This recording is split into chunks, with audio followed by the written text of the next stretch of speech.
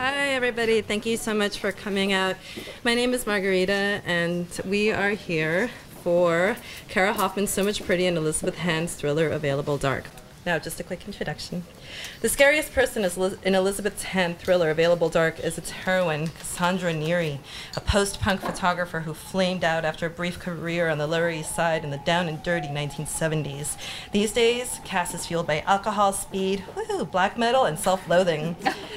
But she's still a cult figure, famous for her book of photographs, Dead Girls, and respected for her discerning eye for transgressive art, a talent that lands her a job in Helsinki, authenticating grotesque photographs inspired by Icelandic legends for a client who collects murderabilia. Hand could never get away with this stuff if she weren't such a strong writer. Her studies of artists and musicians are something fierce, and there's a deadly beauty to her bleak rendering of the Nordic landscape. This is so our thing. Okay. Woo!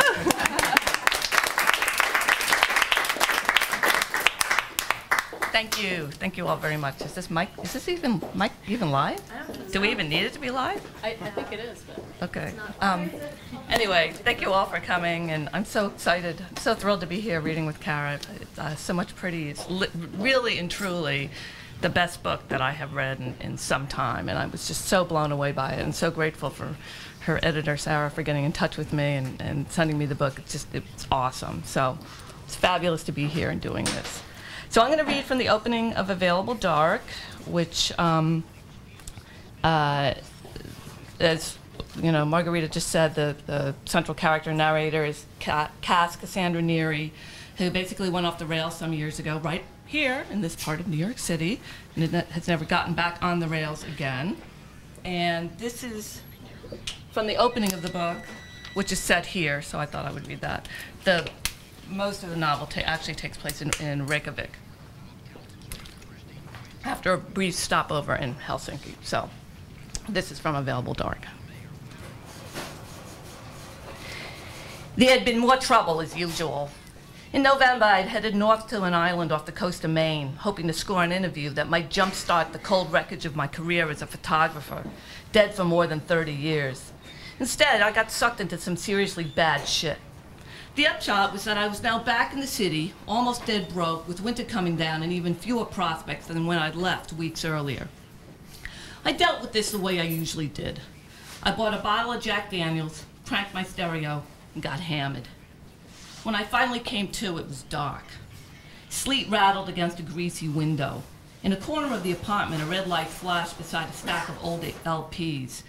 I lurched toward the blinking light, unsure if it was early morning or night, yesterday or tomorrow. Beep. Cass, what the hell did you do? I rubbed my eyes, my head throbbing. Don't know how you got that photo of my mother, but you better call me first. Sheriff Stone wants to talk to you, also that guy Wheeler from Beep. I hit erase and skipped to the next caller. This is a message for Cassandra Neary from Investigator Jonathan Wheeler of the Maine State. Beep. I erased that one, too.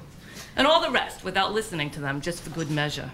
Then I took a shower, waiting for 10 minutes before the water pressure amped up to a scalding trickle. That's what 30-odd years in a rent-stabilized apartment on the Lower East Side will buy you. Then I dressed and went outside to forage for coffee. It was night. Street lamps gave off a smeared yellow glow. The financial meltdown hit my neighborhood hard.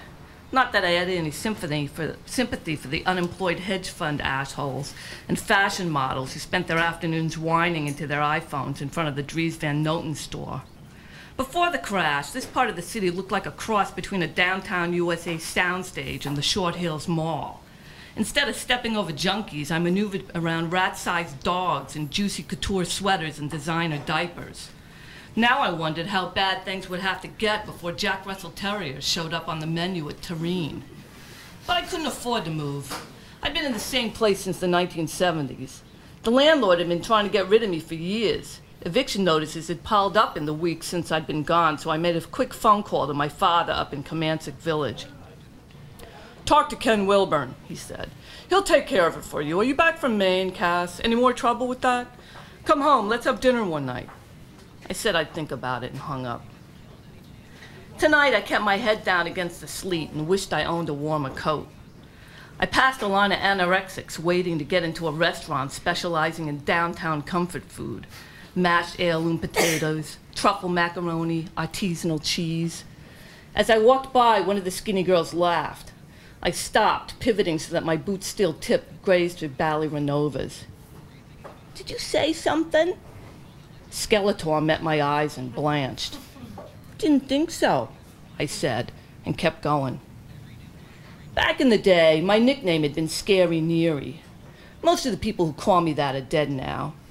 No direct causal relationship. Just bad drugs and worse luck.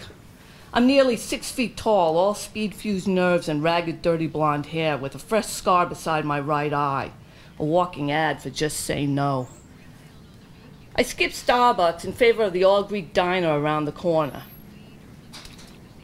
Found a booth in the back, ordered black coffee and a ribeye rare. I was well into my steak when someone slid into the seat across from me. "Hey, hey, hey, Cassandra Android!" I winced. Phil Cohen, one-time rock journalist Man K, now the mastermind behind a celebrity blog called Early Death. Phil was a local bottom feeder, 1 or 2 steps above or below me on the social ladder, not that anyone was counting. He was also my most reliable source for speed. I hadn't seen him since I got back. From the way he looked, alarmingly bright-eyed and bushy-tailed, the downturn in the economy hadn't hit his corner of Hoboken. Phil wasn't a bridge and tunnel guy, more just a tunnel guy, especially when you factored in his rat-like ability to scrounge a living in the dark. "Phil, how's it hanging?" "Oh, not bad, not bad. Hey, I saw your photo got picked up by the smoking gun. Nice work. How the hell did you do that?" I pushed away my plate. "Fuck off, Phil." Phil looked wounded. "I told that German editor to get in touch with you, the lady from Stein. They pay good money. I figured you could use the taste." "You put her in touch with me?" Phil nodded. He was fidgeting so much he looked like a life-size bobblehead. "Yeah, sure. How'd you think? Good thing your old man's a lawyer, huh?" I glared at him and finished my coffee. Phil was the one who just sent me to Maine. He'd lied about the interview he'd supposedly lined up and lied about just about everything else, too. His connection turned out to be a photographer named Denny Ahern, whose favorite subjects were decomposing bodies in trees. Long story short, Denny went overboard off the Maine coast and was now presumed dead. The story got some press, but quickly ran out of steam since the killer was gone and the remains of only 2 victims had been recovered. My own involvement in everything was a little shaky. I kept a low profile until I was safely back in New York, when an editor from the German tabloid weekly Stern had rung me a few days after my return. "I so admire your work, Cassandra." Her voice had risen slightly. "Your photo book, Dead Girls, that was brilliant. I was a big Bowie fan, you know? We'll give you an exclusive." She'd been disappointed when I told her I didn't have any photos of the serial killer or his victims. I'd been disappointed, too, when she named the figure they'd pay. Then I remembered the roll of film I'd shot on the island but hadn't yet developed. It had been a weak moment for me. Most of my moments are like that. Finally, I said, "You familiar with a photographer named Aphrodite Comestos?" "Aphrodite Comestos? Of course. She's very well known here. Helmut Newton admired her work." The editor hesitated. "She just died too, didn't she?" I hadn't told her I'd watched Aphrodite die, or that I'd lied to the cops so that I could avoid a conviction for voluntary manslaughter. I did a quick mental rundown of where I could catch a few hours in a borrowed darkroom so I could process the film without anyone else seeing the images. Yeah, I might have an image of her, kind of a memento mori, like a death mask. A death mask? Sure, you know, something taken right after she died. The editor had moaned, "Oh, that would be so great." Now I stared across the table at Phil. "Yeah, good thing my old man's a lawyer. So you got anything in that little black bag for me?" Phil's eyes rolled back in his head like he was communing with the spirit world. "Focalin." I stuck my hand under the table so he could drop a baggie into it. "You'll like this, Cass. Nice and easy, time-edged, time release, no edge. And probably I shouldn't say this because I'd hate to lose your business, but you could see a doctor. He'd give you a script. Then you could get your health insurance to pay for it. Some Zoloft wouldn't kill you either." "Phil, do I look like I have fucking health insurance?"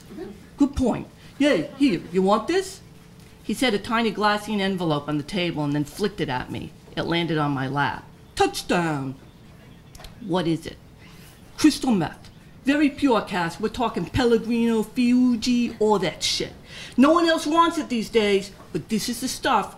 Guy used to be in the refrigerant industry. He still cooks with Freon. He's got a nice little stash of CHCs, but they ain't no more where this came from. I'll give you a deal on it, Cassie. It's a Christmas present. Christmas is over, Phil, but yeah, I'll take it. I peeled off a few bills to cover my bill, handed him a couple more, and then stood. Later. He pulled my plate over and began to eat the rest of my steak. Yeah, right if you get work. I walked back to my apartment, taking care that my cowboy boots didn't send me flying as I navigated the slush-choked sidewalk.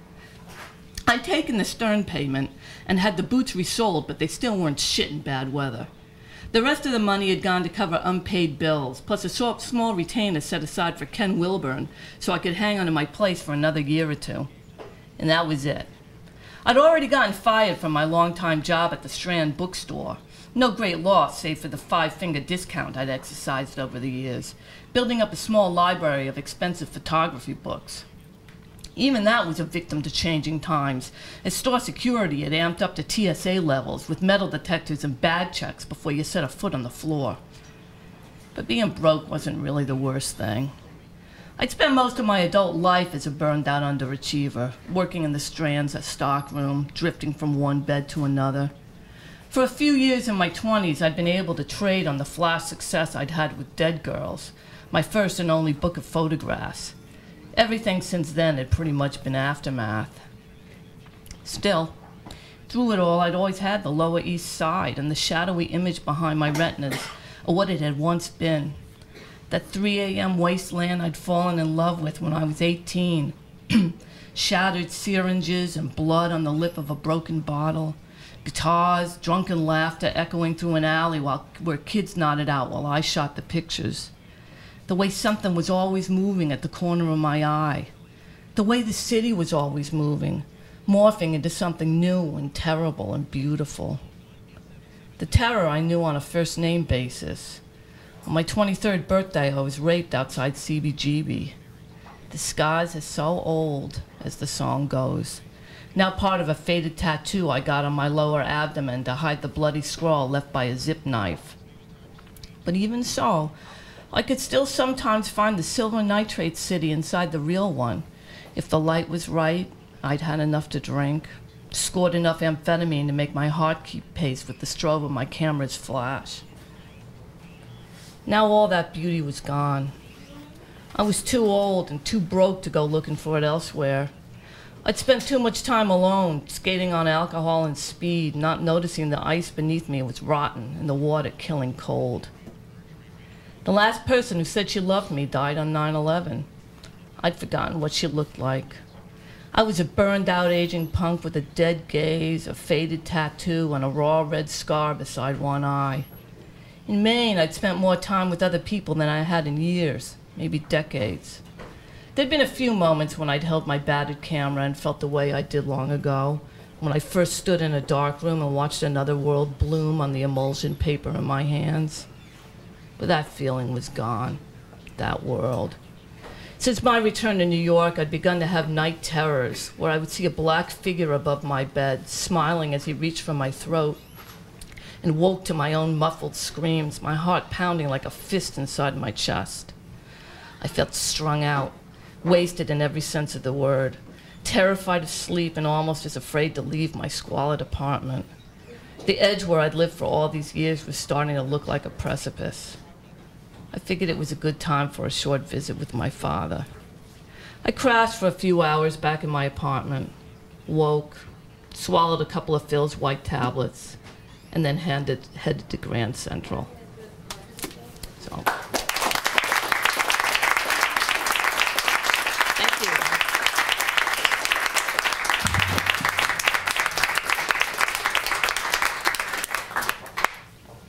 The LES, we miss it so. That was available, Dark. Both books are available for sale at the front of the store. Next is Cara Hoffman. Cara Hoffman's So Much Pretty is a haunting, gloomy novel that defines genre. It is one part crime thriller, one part ambitious novel, one part prose poem. Hoffman's debut tells the tale of a series of horrific events that take place in Hayden, a small town in upstate New York, drawing on multiple perspectives to glimpse all sides of the same story. Cara Hoffman.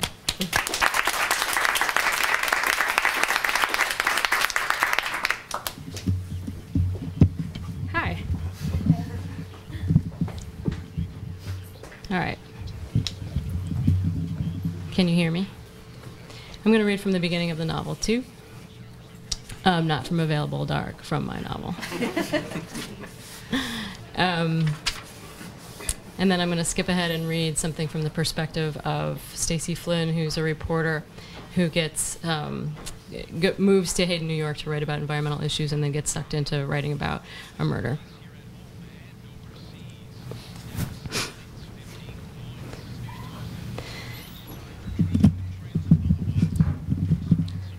They are looking for someone with blonde or dark brown or black hair. Someone with blue or maybe brown or green eyes. She could be 5'6" or 5'8". Her hair could also be red, could be an unnatural color like pink or white.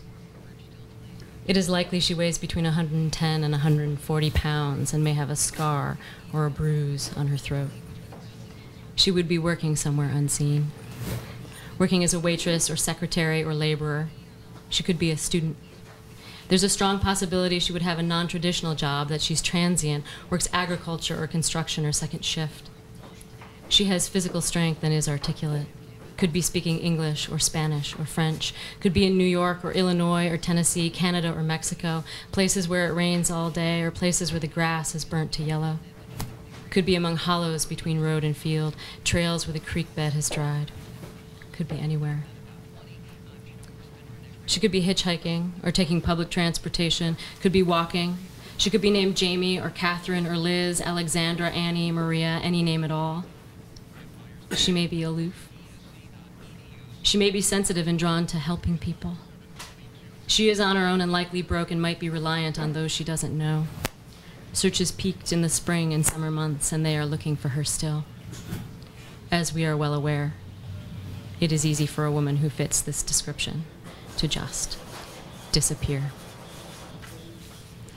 Chapter 1, Claire. All three of us walked in our sleep. Later, when I would think about what happened, I would tell myself she was sleepwalking, acting out a nightmare. Sleepwalking ran in our family. Dreaming while walking, dreaming while talking. I know this is not an answer. The real answer is too simple. Did she have health problems? Was she low birth weight? Did she have headaches, self-destructive behavior, sudden changes in grades, or friends? No. Alice was remarkably consistent. She was a remarkably consistent soul, healthy and athletic like her father, at home wherever she was, happy at school and happy with all the things outside of school, gymnastics and trapeze and later swimming, building, archery, shooting. Her focus was so joyful, so intense, like her happiness when she was little about swimming in the river, about building the cardboard forest or the paper Taj Mahal. Once she made a mobile of hundreds of origami frogs, locusts, paper dolls, butterflies. She was never bored. Had the same friends at 16 as she did at 4. Her teachers talked about how she was a leader. It was a word they used often, and this is certainly part of the problem, a leader. But they also talked about how she was sensitive to other children, always so caring. I'm not trying to justify a thing. I'm not trying to make excuses for my daughter. I'm describing it as it was. Before April 14th, the words, "I am Alice Piper's mother," meant very little to anyone but me. Now those words are a riddle, a cone, a thing I have to understand even though nothing will change. Even though the phrase, "nothing will change," is something we fought against our entire lives. The years in which we raised her were marked by diminishing returns for our diminishing expectations. But it hadn't always been that way. Things were different in the city. We moved because of Constance's uncle, because of Jean's dreams about land and air and autonomy, but also because of me, because of traffic and noise and sewer smells and the 70 hours a week I worked at the city's comprehensive free clinic for the uninsured on First Avenue. Prior to moving upstate, Jean and I lived on St. Mark's and First. Then later in a 2-bedroom apartment on First and 7th with Constant and Michelle Mann, who were also done with their residencies and, like Jean and I, planned on working for Doctors Without Borders. We moved to 1st and 7th because of the rooftop, so Jean could have space to plant. In those days, everyone but Jean was exhausted, sometimes punch drunk on 3 hours of sleep at night, nodding off on the subway coming home from Lenox Hill, or staggering bleary-eyed in clogs and scrubs from Beth Israel or CFC. We all felt like the Walking Dead, knew we were in bad shape envying Jean, especially later when he was home all day with the baby. In the end, moving to Hayden was all we wanted. When we drove out to the house and barn through that wet and green countryside, we were excited. We would finally have a place of our own. The apparent beauty and possibility of all of it was overwhelming, something we had tried and failed to build for ourselves the last 6 years in New York. Even the double-wides and sloping farmhouses with their black POW and American flags seemed oddly majestic with so much land around them, the tiniest trailers close to creeks or ponds. As we drove in, I was thinking about Michelle when we worked in the clinic together, saying, the responsibility of every intelligent person is to pay attention to the obvious. How had we missed the obvious benefit of all this land? A whole house and acreage for the cost of one room on the Lower East Side? I was thinking how the second we got out of the car and brought our boxes inside and wrote Uncle Ross's rent check, this whole thing would start.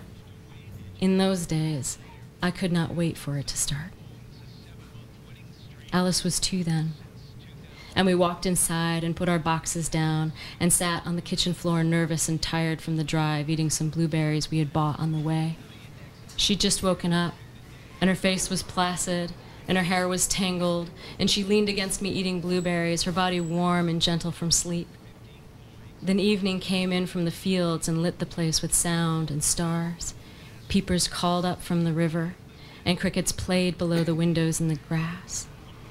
It was the first time Alice had heard crickets, and we went out on the porch together, Jean and I, watched her listen, quiet and alert and hunkered down, her whole body taking in the sound, her blue-stained lips parted, her eyes shining. It was Alice's happiness, her joy in those moments, that allowed me to stay even years after when paying attention to the obvious became a horror. And for a long time, we did not regret our singular vision. Our attempt to strip the irony from the slogans we'd come to live by, phrases that buoyed us and embarrassed us at the same time, demand the impossible. Beneath the paving stones, the beach. Anarchist sentiments we first took up in the city as a joke, then ultimately to comfort one another, to remind ourselves that we were different from our cohort.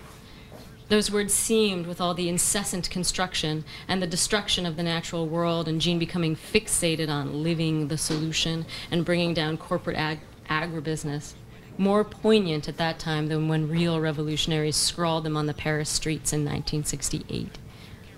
We might not have been burning cars and shutting down a city, but we were living in the sterile and violent future they had imagined, and we were certainly committed to destroying one culture by cultivating another. This sensibility was one more way we were sleepwalking, dreaming. We did not stick with our plan. Though all 4 of us had passed the initial screening process for Doctors Without Borders, only one of us left on assignment. Jean and I were graced with Alice. Constant became plagued by an American concept of freedom, liquidity, mobility. These changes did not seem pivotal at the time, seemed instead the best possible outcome, exciting, a release. And how could we not admit that what we'd been looking for by joining Doctors Without Borders was a release? Absolution from the lifestyle our post-residency careers seemed to necessitate. A lifestyle that was making the 4 of us, and not our colleagues, sick. Those early years in Hayden were restful, literally. Luxurious 8- and 10-hour nights, waking up to quiet and birds instead of traffic, no 6 a.m. meetings at the clinic, each season with its own particular beauty. Bright, quiet winters snowed in and baking bread together, sitting around the wood stove, each of us silently reading. Summers resonant with the hum and staggered harmony of insects. The meadow in front of our house growing tall and strange from the warm rain. Swimming in the river and tending our vegetable garden. Alice could talk pretty well when we moved, and she loved the sounds, imitated them, Never herself. She was a frog, a mermaid, a bird.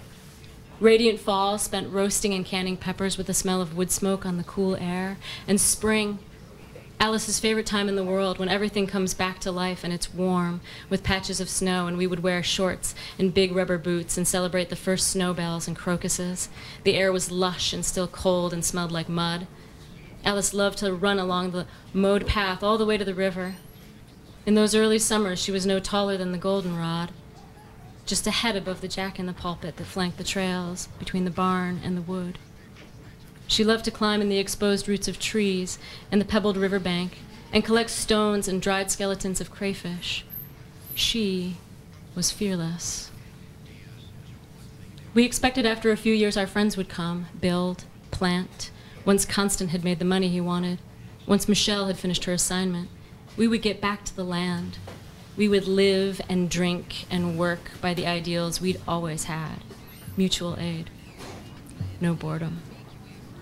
We expected when Alice was bigger we'd have enough money to have a real farm and for me to go back to some kind of practice, but these things never happened, and paying attention to the darker aspects of the obvious became a bad way to live if we wanted to stay happy and make friends. Sleep had won out at last. We moved through our days in Hayden in a somnolent kind of daze, blithe when our senses called for panic, blind to our deepest fear, even as it lay naked among the tall weeds, waiting. And so, I'm just going to read one more page, which is a different voice. It's the voice of Stacy Flynn, who's sort of a hard-boiled reporter, used to living in an urban area, and then she moves to a rural area. And this is the night, this is her talking about when they found the body of Wendy White, who is a local waitress who goes missing. And this event ties the lives of Jean and Claire and Alice and all the characters in the book together with Stacy Flynn. So, Flynn. The truth is, after they found the body, after I put out the paper, I didn't want to go back to work. I didn't want to see anyone. I didn't want to know anyone. I didn't even want to go to my apartment. I thought of leaving town that day. I watched men who had no business doing anything other than writing traffic tickets, working the crosswalk, or wrangling drunks handle the series of intimate procedures involved in packing and shipping a body that had once belonged to their friend's daughter or their kid's babysitter. The night they found White's body, I wanted to be alone, because this complete quiet had settled over everything, like a radio that had been playing for so long you don't even notice it had suddenly been shut off. Noise didn't fix the problem. It only became more obvious when people spoke. Their words hung in the air, as if all peripheral thought, all the ambient observations, the things I would picture or think of saying were wiped out. This silence feels like calm, but really? It is a point beyond rage. Nobody could do a thing about Wendy White. Nobody could do anything to her or for her ever again. And nothing that might be done to the people who put her where she was would change that. All your passions and ideals and understandings about justice and humanity, all your autopilot notions and senses and beliefs are just things your brain lets you entertain so you will have somewhere to focus your grief. The silence lets you know it's already had the answers for 1,000,000 years. Answers comprising not words or sounds, but smells you were unaware you recognized, gestures shared by animals. When I went home after putting the paper to bed, I stood in the bathroom for a long time, looking in the mirror with the water running in the sink, just to hear something. But the quiet soon drowned it out. My face and hair covered my skull, and my round, wet eyes stared back at themselves. In the quiet, I was yards and yards of skin, autonomic responses, little hairs and pores. How disposable is a woman's life? How expected, how unsurprising, how normal, how many times a week, a month, a year does this happen? I wanted to be alone, but I could not have been alone in thinking those things that night. And in fact, I didn't end up spending the night alone at all. Wendy White told me a story with her body, one that I already knew, one that until that moment I had been unable to relay, and I wrote it all down. I told it to Alice. I still don't know if I'm sorry. I only know that when I think about it now, I see that moment at the edge of Turned Woods like the opening of the tinderbox. And for better or worse, I know White's death was not in vain. Thanks.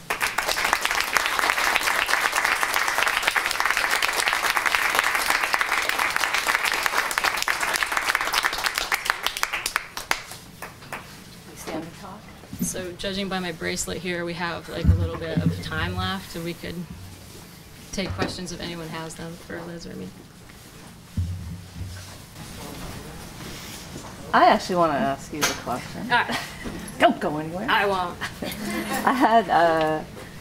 I love this book so much, and when I started reading it on a trip, and I was finishing it when I was coming back on like a little puddle jumper commuter plane, flying during an ice storm or snowstorm from Philadelphia or Pittsburgh to Bangor, Maine, which is near where I live.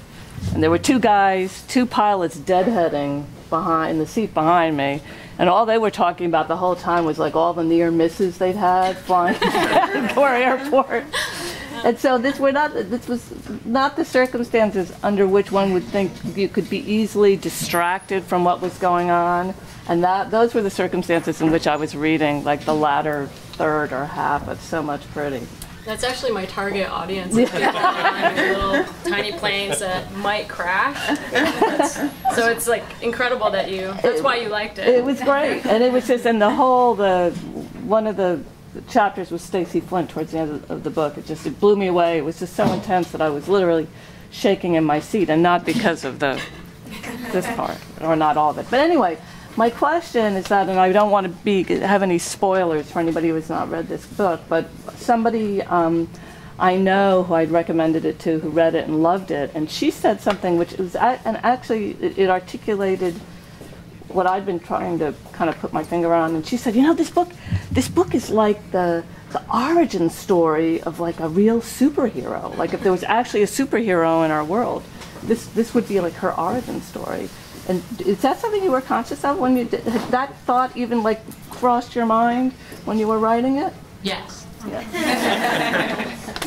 Yeah, Alice is actually like a traditional sort of epic hero. She's somebody who comes from outside. She's trained by her parent, like by her heritage. She comes from a different place. She has like certain skills, and then it's if you want to break it down, Derek, maybe you could take this question. Derek teaches literature, so like keep going. You're doing so right. Am I doing okay? Yeah, no. You're okay. So and then there's this monster, right? Mm-hmm. That in the form of something that's sort of not an actual, not embodied by an actual person, that Alice is fighting to defeat, and so most certainly conscious of Alice Piper as that kind of person. That's also why I put in the sort of nod to Monique Wittig's La Guerrière. Yeah, there's Alice Piper has her school papers in there, and there's a paper on Wittig's La Guerrière, which is kind of mocking the epic story, and so yeah, real meta. That's great. Yeah. Anybody have any other questions? I should say also that I'm a huge fan of Elizabeth Hand, and when Sarah, my editor, sent me, she actually just described her work to me and sent me her bio, and I was reading about the books, and we were sort of like, how am I not best friends with this person already? And then when I read, I went through everything, and I went through the 2 new books, and then got to like the older books and all the like super lyrical stuff and like great magic realist, amazing stuff, and I was just just huge like fan. that. Yeah, that's the point. We're gonna go out and we're gonna do some crank. So like right after this reading, we're gonna get so fun. I can't wait, which is why I'm so happy she's in town. Anyway, but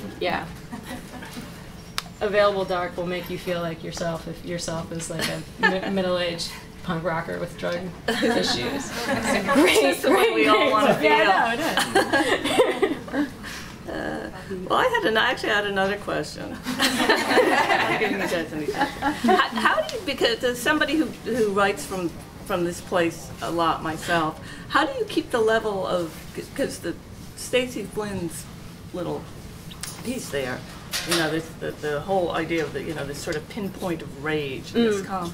How do you maintain that for the course of a novel? I'm like pretty good at maintaining rage. I can do it for like a novel or like half a life. Yeah, something like that, you know, 15, 20 years. So like the year or two it takes to write a novel is like that. No, I don't know. I think it's, I mean, we've talked about this before, like so sort of like the different things that happen to women, like the misogyny and like, you know, also like sort of the reality of like the horror of how women are treated. I think it's hard to write about these things without like actually getting angry and getting discouraged and getting, you know, frightened and having all those kinds of things. But yeah, I think the only answer to that is like swimming, is like having something outside of it that you can walk away and do and physically exhaust yourself. What do you think? No, I don't know. I'm just curious. I guess I just write. Yeah. But yeah, no, but I was curious, and then listening to you read that section again, you know, the disposable woman. Huh. Any question? Come on, you guys. Jeez. Oh. There's a plant. Well, so I wanted to ask Liz a question about, as a fellow Mainer and someone who's used to the sort of bleak and icy landscapes that you write about. Can you talk a little bit, you know, Available Dark, you said, is set mainly in Iceland, and can you talk a little bit about Generation Loss and the setting, the main setting, the Iceland setting, and kind of how that expresses? Yeah, well, I'm not a native Mainer, I should say. I grew up in New York, but I've lived in Maine for 24 years now. Anybody in Maine heard me say I was a Mainer would be, they'd shoot me. But yeah, I like bleak places, I guess. You know, I love very bleak places, and the place where I live has, although it's very, very beautiful, it's also very raw, and the people there are also kind of bleak. I mean, I think a lot of them would agree with that assessment. And I don't know. When I wrote Generation Loss, it was the first time that I was sort of writing way out of my comfort zone in terms of writing a novel that had no fantastical or supernatural element whatsoever in it. And that, to me, I realized when I wrote Generation Loss, I was sort of for the first time, I was working without a net. Although my work increasingly over the last the previous years to completing that book had kind of been moving away to being mostly realistic fiction. But and what I found was that in describing the Maine landscape, and again in describing the landscape in Iceland in Available Dark, that was sort of where I would find kind of, it sounds like a hokey way of putting it, but that's sort of where I would find the magic. That's where I would find the part of the story where normally, you know, there might have been some flicker of the fantastic there. And having taken that away, you know, having removed that from my skill set, what was left was sort of trying to write about this very, very bleak and often kind of frightening and sinister place in a way that would make it seem beautiful. I found Iceland to be a very, very sinister place when I was there. I found it very deeply unsettling, which I was not expecting the first time I was there.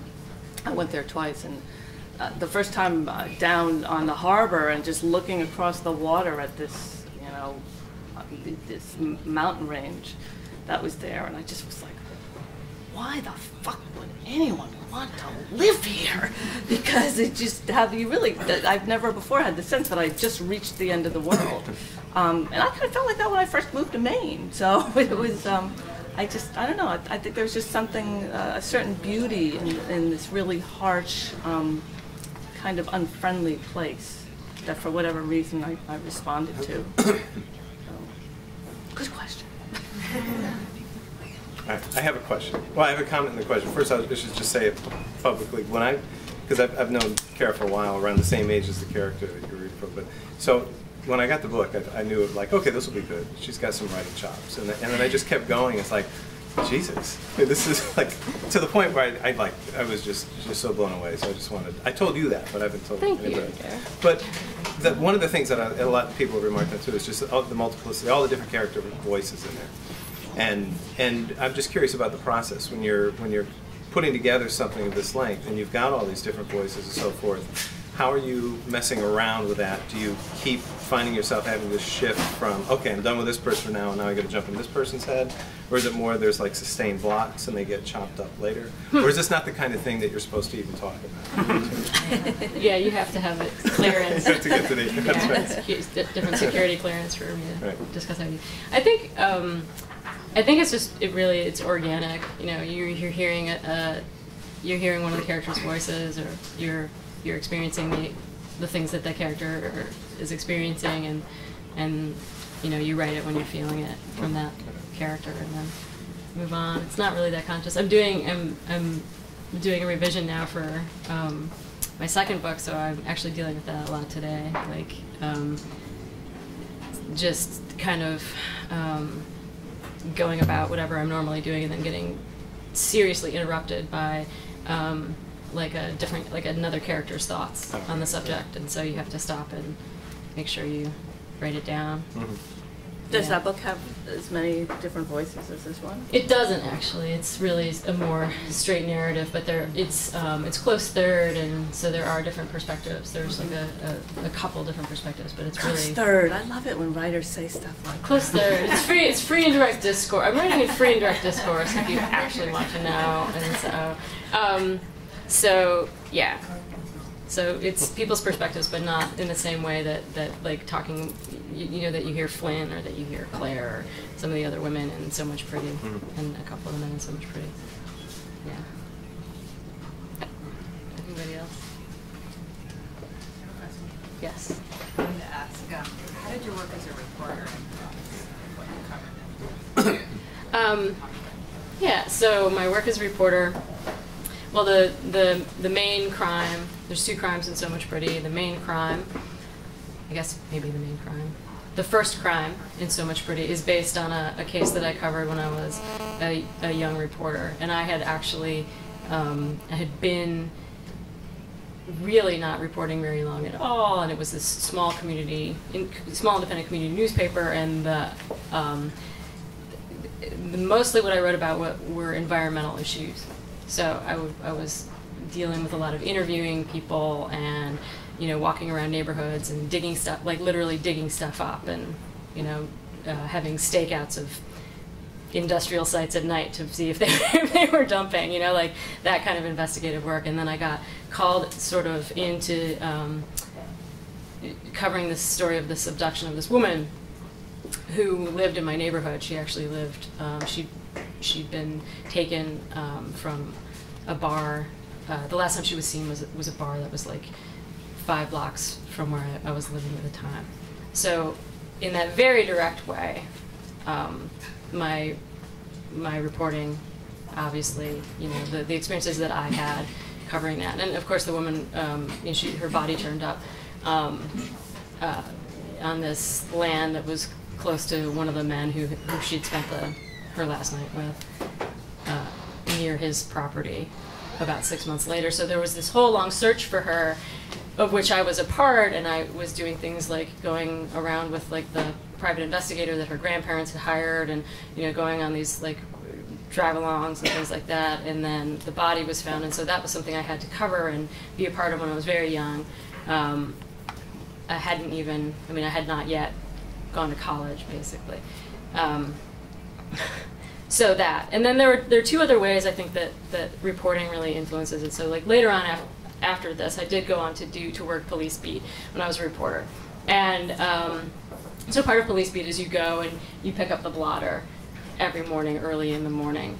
And I would pick up the police blotter in these tiny little towns where I was living sort of in a rural area, like a small city rural area. And you pick up the blotter, and it's this long list, and mostly what it is DWI, you know, some sort of drugs, DWI, and then domestic violence, child abuse, domestic violence, domestic violence, domestic violence, domestic violence. So a very, very long list of people beating up their wives, girlfriends, children, and then people using drugs.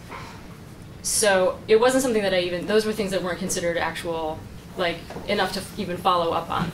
So you would read about it and you'd be like, wow, this entire town seems to have like this every weekend, every Friday, like every Monday morning when I pick up the blotter, I can get a whole weekend's worth of beatings. And then I moved to a much smaller town and worked for a weekly, briefly. And my first day there, I went to the chief of police and said, I need you to give me the blotter at least once a week. And his response was that he'd never, ever given the blotter out before. It wasn't something that he did. So, like, blotter? What do you need the blotter for? I said, well, because my job was similar to Stacey Flynn's, in which I was like sort of the editor, photographer, writer person. And so, you know, I explained to him that that's what you do by law. you give me the blotter. And he said, this was an amazing thing. There's nothing in the blotter. There's no crimes there. It's all domestics. You know, meaning domestic violence. It's all domestics. And nobody wants to know about that. And then he adds, besides, this town's so small, everybody already knows about it. And that was this moment where I was like, okay, you know, it's a little too much. It's absolutely a part of that, like, you know, the through theme to So Much Pretty, which is like, it's the duty of every intelligent person to pay attention to the obvious. So how long do you live in a town, in any town, and continue to see domestic violence and rape and all these things are not crimes, but these larger things, right? These big dramatic things, these are crime. Anyway, that's a very long answer. Thank you for that. Thank you for your question. Do you still live in that town? No, I live here. Yeah, I live in the East Village. Yeah. I have a question.